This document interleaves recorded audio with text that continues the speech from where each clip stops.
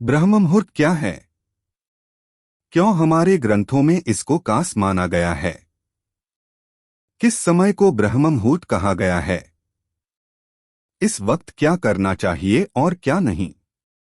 आइए इसको विस्तार से समझते हैं। ब्रह्म मुहूर्त क्या है? यो समझें कि एक रात को 15 बराबर हिस्सों में बांट दिया जाए। ये 15 हिस्से 15 मुहूर्त हैं। हर मुहूर्त 48 मिनट का होता है। ब्रह्म मुहूर्त रात्रि का 14वां हिस्सा है। हमें पता है कि भौगोलिक स्थिति और वर्ष के समय के अनुसार सूर्योदय का समय बदल जाता है। ब्रह्म मुहूर्त का समय भी उसी हिसाब से बदलता है। ब्रह्म मुहूर्त सूर्योदय के 1 घंटा 36 मिनट पहले शुरू होता है और सूर्योदय से 48 मिनट पहले समाप्त होता है। उदाहरण के लिए, यदि सूर्योदय सुबह 6 बजे होता है तो ब्रह्म मुहूर्त सुबह 4:24 पर होता है और सुबह 5:12 पर समाप्त होता है। ब्रह्म मुहूर्त में क्या न करें? नकारात्मक विचार, बहस, वार्तालाप, संभोग, नींद, भोजन, यात्रा, किसी भी प्रकार का शोर आदि। ब्रह्म मुहूर्त में न खाएं क्योंकि इस समय खाने से बीमारियां होती हैं।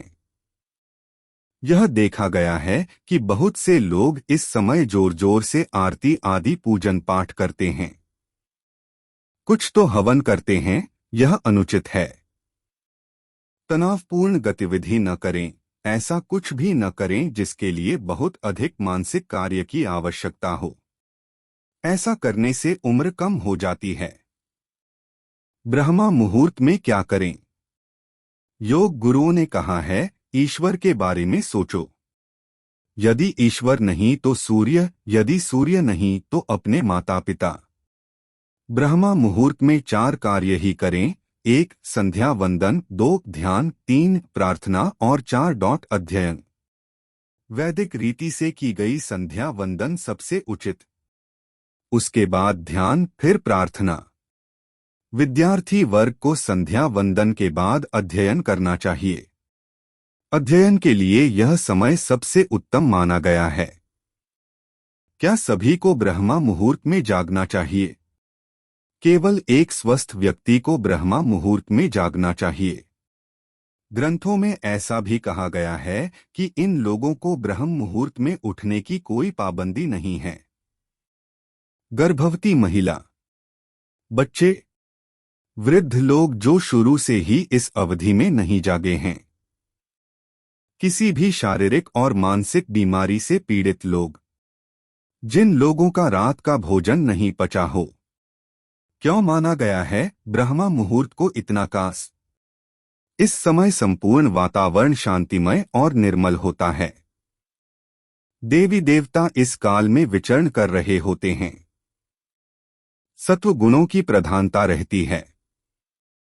प्रमुख मंदिरों के पट भी ब्रह्म मुहूर्त में खोल दिए जाते हैं तथा भगवान का श्रृंगार व पूजन भी ब्रह्म मुहूर्त में किए जाने का विधान है। ब्रह्म मुहूर्त और प्रकृति का गहरा नाता है। इस समय में पशु पक्षी जाग जाते हैं। कमल का फूल भी खिल उठता है। मुर्गे बांग देने लगते हैं। एक तरह से प्रकृति भी ब्रह्म मुहूर्त में चैतन्य हो जाती है। यह प्रतीक है उठने, जागने का।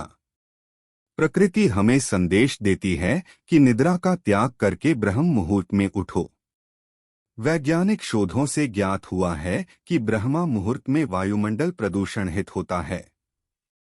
इसी समय वायुमंडल में ऑक्सीजन की मात्रा सबसे अधिक 41% होती है, जो फेफड़ों की शुद्धि के लिए महत्वपूर्ण होती है। शुद्ध वायु मिलने से मन, मस्तिष्क भी स्वस्थ रहता है। आयुर्वेद के अनुसार इस समय बहने वाली वायु को अमृत तुल्य कहा गया है।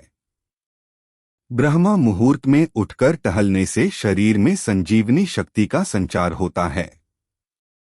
यह समय अध्ययन के लिए भी सर्वोत्तम बताया गया है, क्योंकि रात को आराम करने के बाद सुबह जब हम उठते हैं तो शरीर तथा मस्तिष्क में भी स्फूर्ति व ताजगी बनी रहती है। सुबह ऑक्सीजन का लेवल भी ज्यादा होता है तो मस्तिष्क को अतिरिक्त ऊर्जा प्रदान करता है, जिसके चलते अध्ययन बातें स्मृति कोश में आसानी से चली जाती है। पिछले दिन के अपने कार्यों को याद करें। ईर्ष्या, क्रोध और लालच जैसी नकारात्मक भावनाओं को आपने कितनी बार याद किया? इन यादों में से किसी को भी आप अपराध बोध में न डूबने दें। बस उन क्षणों के बारे में पता करें।